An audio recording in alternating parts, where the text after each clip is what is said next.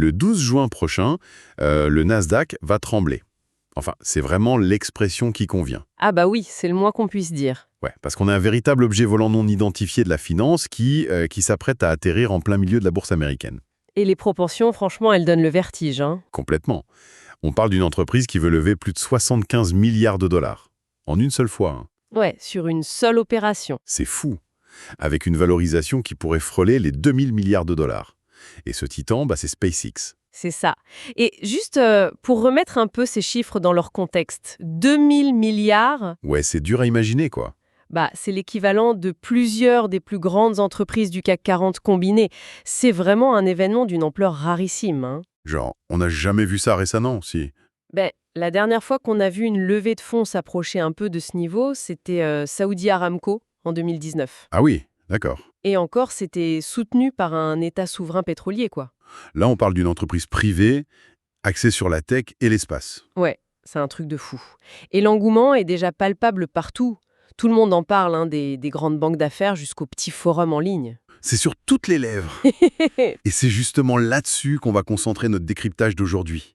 Parce qu'on a sous les yeux un dossier financier détaillé, avec des projections très précises pour 2025. Exactement, avec le modèle économique, les conditions d'entrée, tout ça. Voilà. Et face à ce modèle qui est, disons-le, hors norme, on doit se poser une question assez brutale. Surtout pour un investisseur individuel qui débute. Le petit porteur, quoi. C'est ça. Celui qui fait ses premiers pas sur le marché, qui a mis un peu d'épargne de côté et qui se dit « Tiens, je veux participer à cette aventure ». Ouais, la grande question, c'est de savoir si c'est une bonne idée. Est-ce que c'est l'opportunité du siècle ou un trou noir financier qui va juste aspirer tout son capital? Le danger avec une introduction en bourse de cette taille, c'est que l'émotion brouille complètement l'analyse rationnelle, en fait. Ah ça, l'émotion avec l'espace, c'est garanti. Totalement.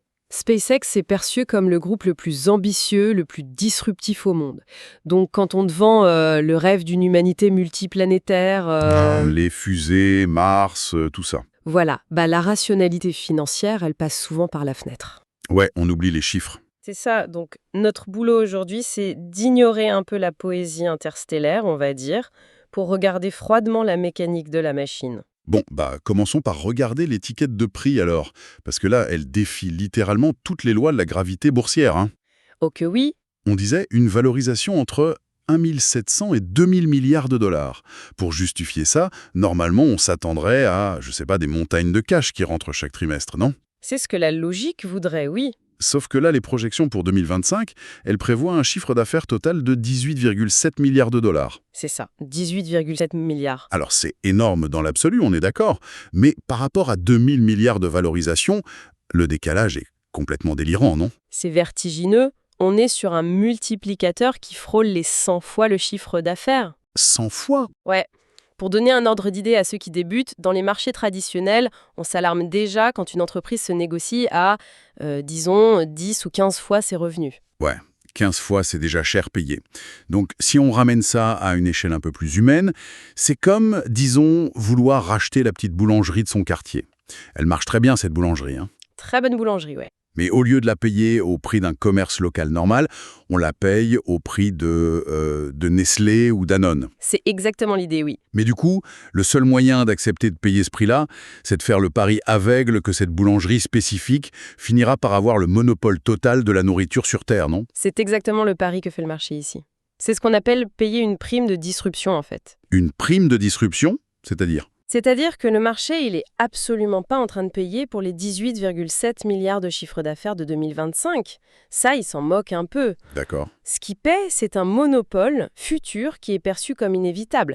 SpaceX, en fait, a une intégration verticale qu'aucune autre boîte aérospatiale n'a réussi à construire. Ouais, ils font tout eux-mêmes. Voilà, ils fabriquent leurs propres moteurs, ils écrivent leurs logiciels, ils construisent les satellites et surtout ils les lancent avec leurs propres fusées. Tout reste en interne. Exactement. Et ce que Wall Street valorise à 2000 milliards, c'est l'idée que cette structure hyper intégrée va juste tuer toute concurrence dans l'œuf. Genre, personne pourra rivaliser. Personne. Ça va créer une sorte de rente intouchable pour les prochaines décennies. Ouais, d'accord. Donc l'investisseur paye très très cher pour une ambition hégémonique. Mais redescendons sur Terre une petite seconde, parce que regardons ce que cette entreprise vend réellement aujourd'hui. Ouais, les chiffres de 2025, c'est ça ? C'est ça, parce que l'image populaire, le show permanent de SpaceX, c'est les fusées géantes, les lancements, les atterrissages de propulseurs qui reviennent se poser.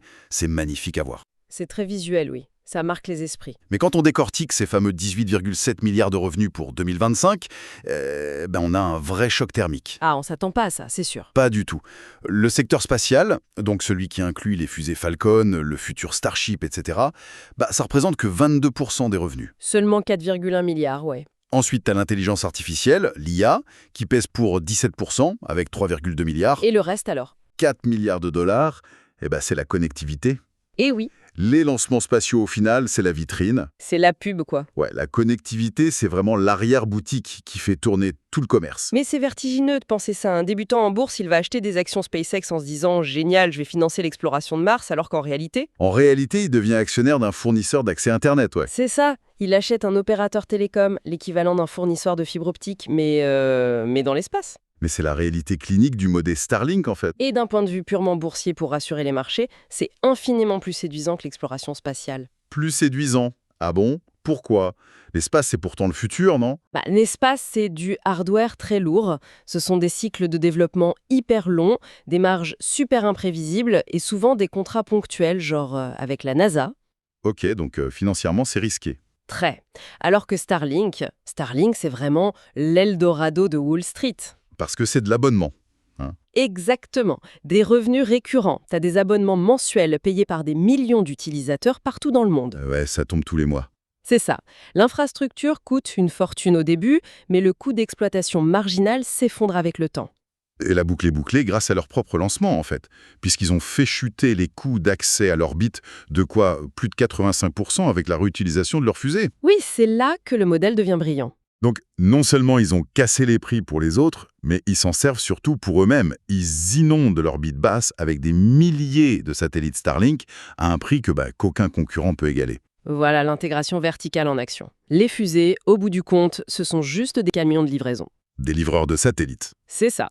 Le vrai produit, la vache à lait, c'est Starlink.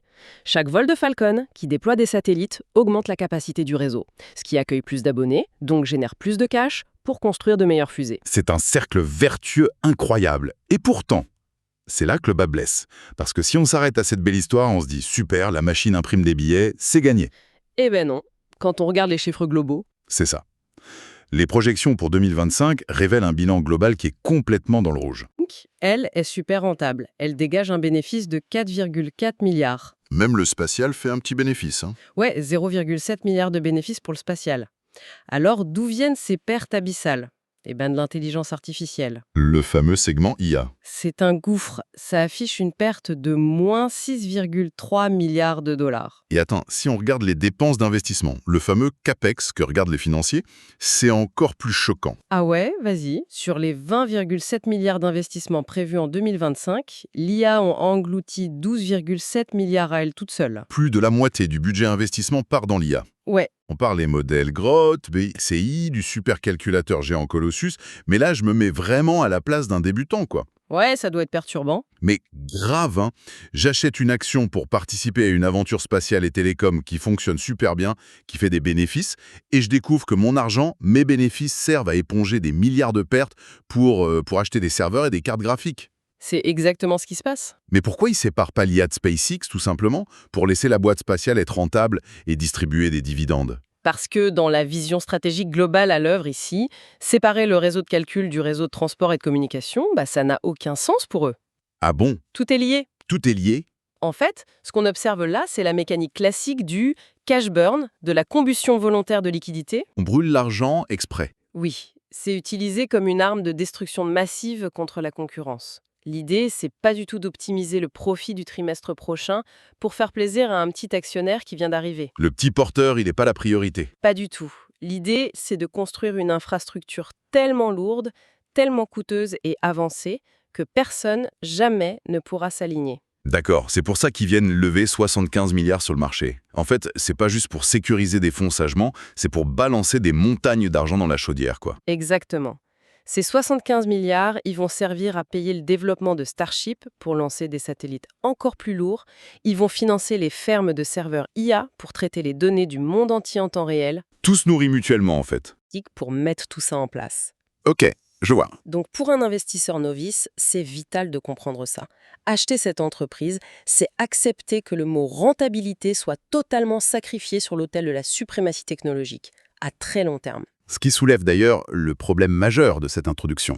Parce que accepter qu'une boîte crame des milliards dans des paris technologiques fous, ça demande une confiance absolue dans le pilote, on est d'accord. C'est une question de foi à ce niveau-là. Et quand on regarde la structure de gouvernance qui est proposée, pour le 12 juin, on voit que le pilote a pris soin de s'enfermer à double tour dans le cockpit. C'est vraiment le nœud gordien de ce dossier. Les conditions d'entrée en bourse prévoient l'émission de 2 classes d'actions bien distinctes. Ah, les fameuses actions de classe A et classe B. Voilà. Donc les classes A, ce sont celles qui seront vendues au public, aux investisseurs normaux.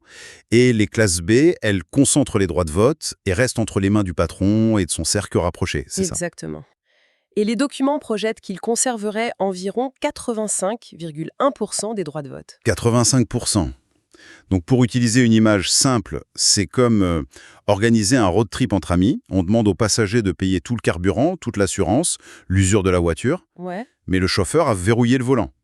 Et c'est lui et lui seul qui décide si on va à la mer, à la montagne, si on roule tout droit dans un ravin. C'est une super métaphore. C'est exactement ça. Mais est-ce que le marché, et surtout un débutant, peut accepter un tel déséquilibre? C'est pas super risqué?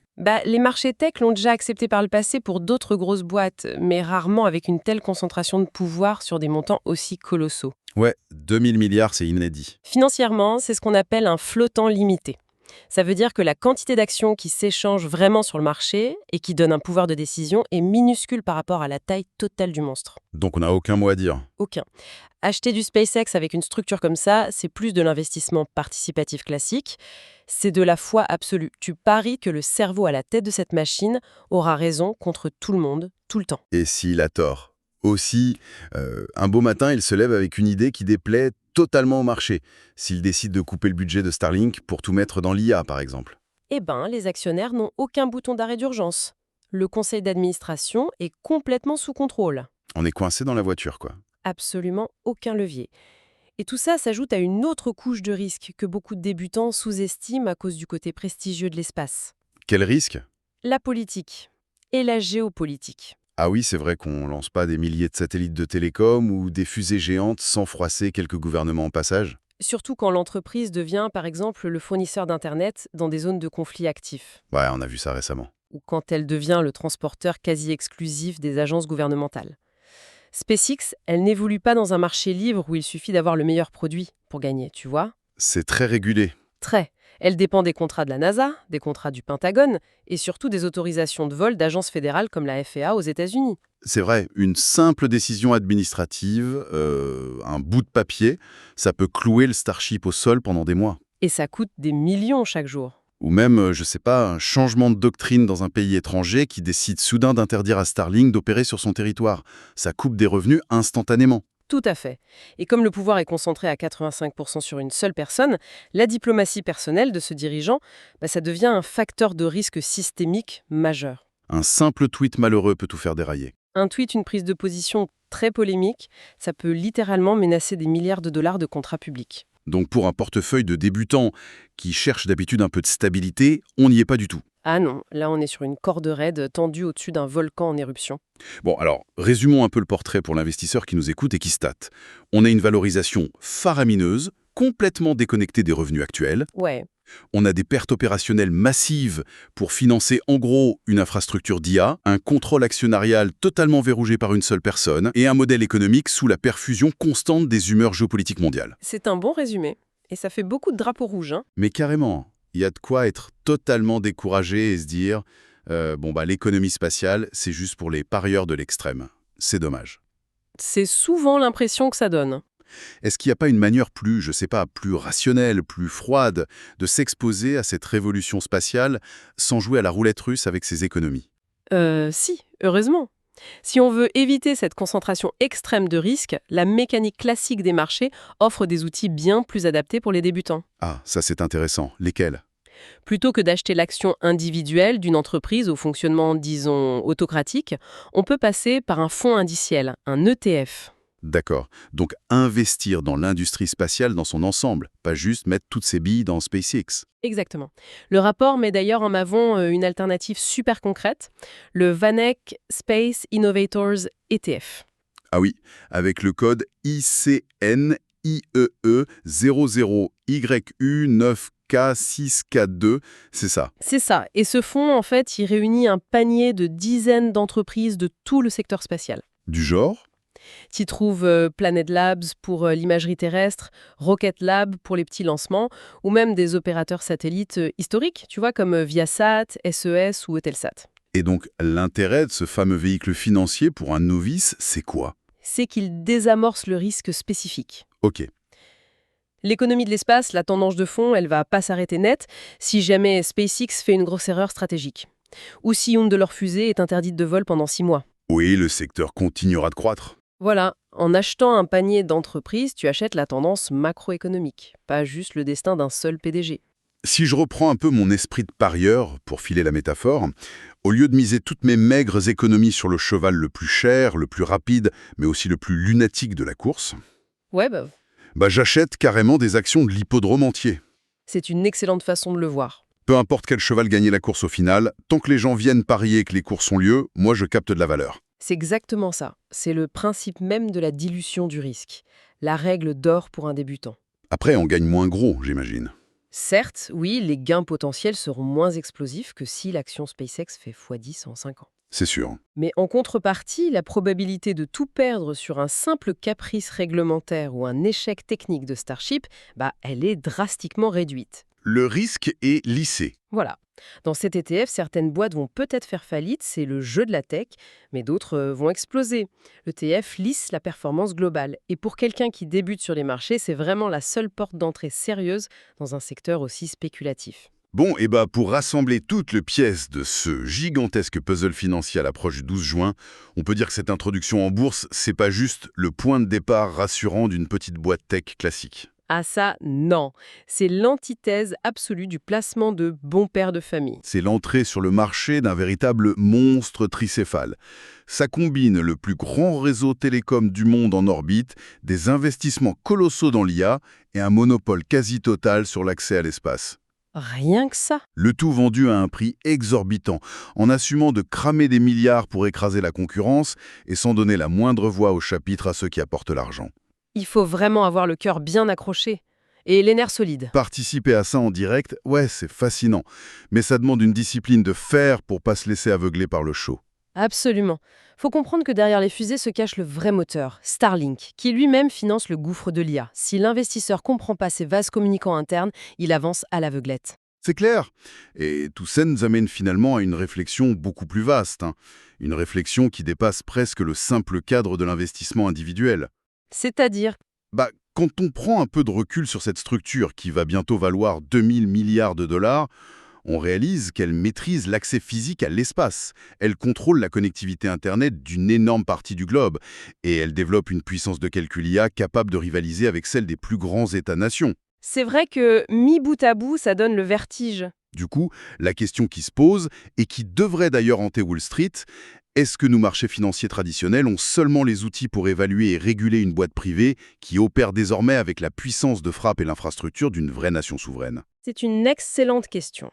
Un acteur privé, dirigé par un seul homme, avec sa propre politique étrangère et spatiale, c'est totalement inédit dans l'histoire du capitalisme moderne. Et voilà une idée fascinante à ruminer la prochaine fois que vous regarderez le ciel étoilé. Et surtout, une question à se poser impérativement avant de valider son tout premier ordre de bourse, ce fameux 12 juin. C'était notre analyse en profondeur du système SpaceX. Merci de nous avoir suivis